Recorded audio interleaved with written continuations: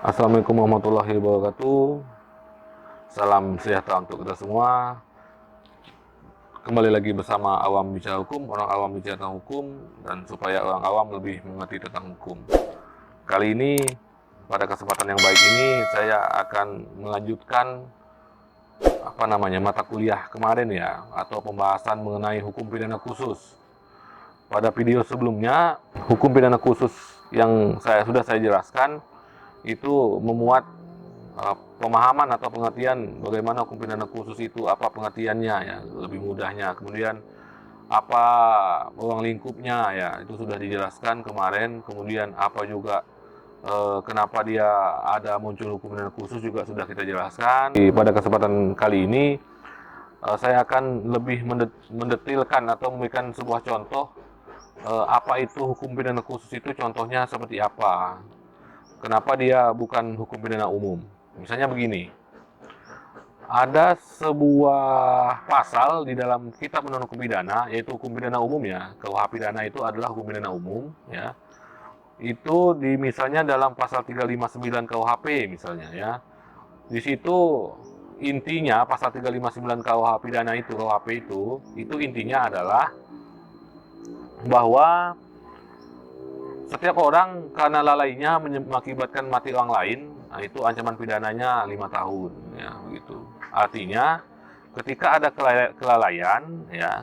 kelalaian menyebabkan matinya orang lain, maka itu sudah diatur di dalam KUHP tersebut, ya pasal 359 KUHP. Itu hukum pidana umumnya. Nah sekarang karena ternyata yang banyak menyebabkan matinya orang lain itu karena kelalaian adalah salah satunya, yang sering kebanyakan itu adalah kecelakaan lalu lintas. Nah, ya, maka oleh pembentuk undang-undang dibuatlah undang-undang lalu lintas begitu. Jadi undang-undang lalu lintas itu di situ memuat apa yang dimaksud dengan pengendara, apa itu kendaraan bermotor dan lain sebagainya. Nah, jadi undang-undang 22 tahun 2009 tentang lalu lintas dan angkutan jalan, jadi itu merupakan hukum pidana khusus. Nah, itu yang dimaksudkan hukum pidana khusus itu contohnya. Jadi selama ini kan siapa saja orang, terserah bagaimana peristiwa pidananya, terserah bagaimana kasus pidananya, asalkan menyebabkan lalainya mati orang lain, maka dia dipidana sesuai dengan KUH pidana. Tetapi setelah pemerintah melihat bahwa ternyata kelalaian menyebabkan mati orang lain itu ternyata ada di dalam kecelakaan lalu lintas, sering terjadi di kecelakaan lalu lintas, maka dibuatlah suatu aturan yang di luar daripada hukum pidana umum. Maka itulah yang dinamakan Undang-Undang Lalu Lintas dan Angkutan Jalan. Jadi Undang-Undang Lalu Lintas dan Angkutan Jalan itulah salah satu contoh hukum pidana khusus, begitu ya. Jadi supaya mahasiswa, mahasiswi atau masyarakat awamnya mengerti apa itu contoh hukum pidana khusus. Pertanyaan berikutnya, atau muncul pertanyaan ya, apakah hukum pidana khusus itu bertentangan dengan hukum pidana umum?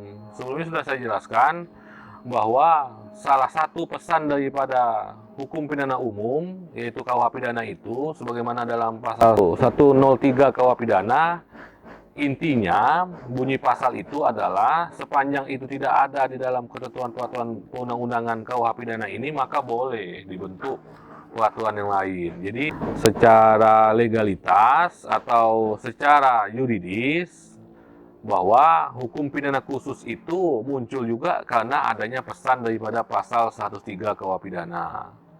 Itu ya. Kemudian selain itu, apa yang mendasari sehingga adanya hukum pidana khusus? Yang mendasari itu, lebih daripada itu adalah misalnya ya, itu ada yang namanya bahwa azas dari sebuah hukum, yaitu leg spesialis dohat leg generalis, bahwa undang-undang khusus itu mengenyampingkan undang-undang yang umum.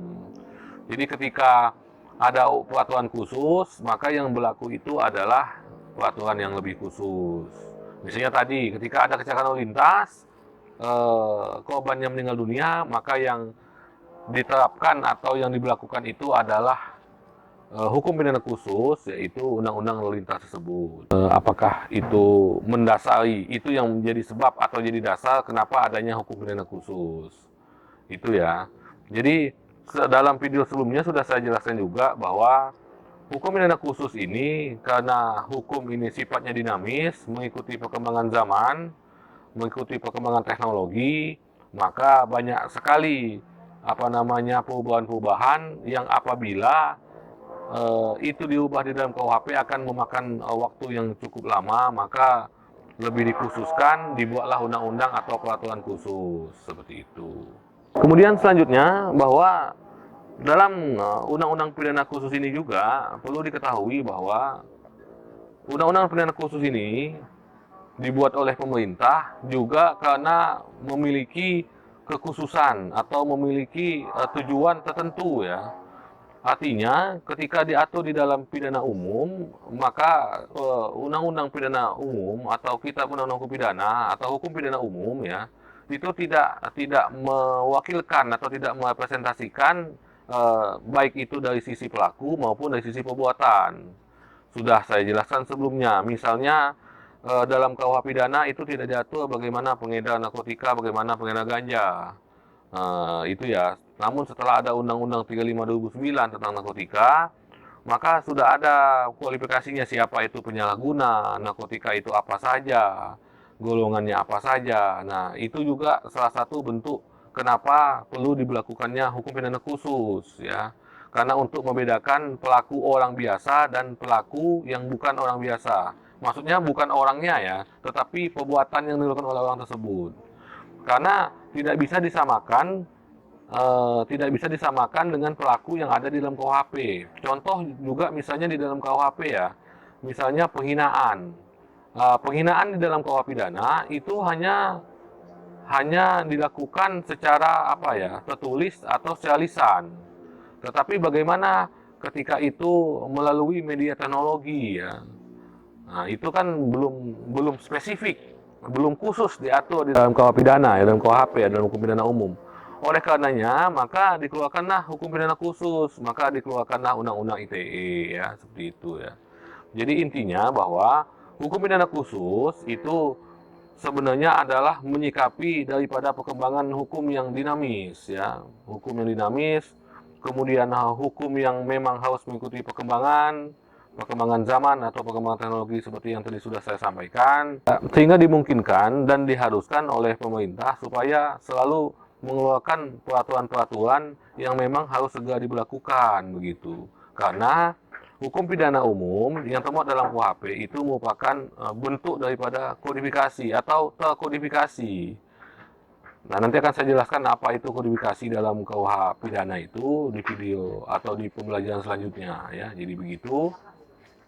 Cuman yang pasti bahwa hukum pidana umum ya, hukum pidana umum ini dan hukum pidana khusus itu tidaklah bertentangan, meskipun ada penyimpangan, tetapi itu tidak bertentangan. Ada penyimpangannya, tetapi tidak bertentangan. Kenapa saya bilang itu ada penyimpangan?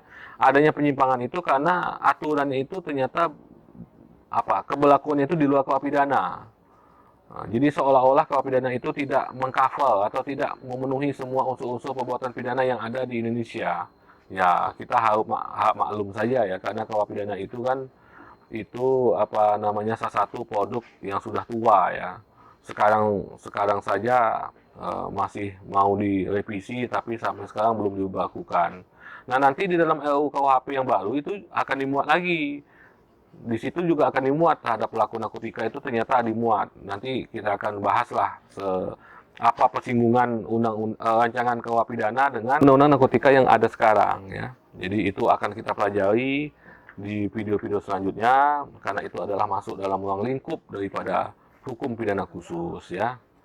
Untuk kesempatan kali ini saya rasa cukup sekian dulu. Nanti kalau ada pertanyaan yang kurang jelas silahkan disampaikan di dalam kolom komentar ya.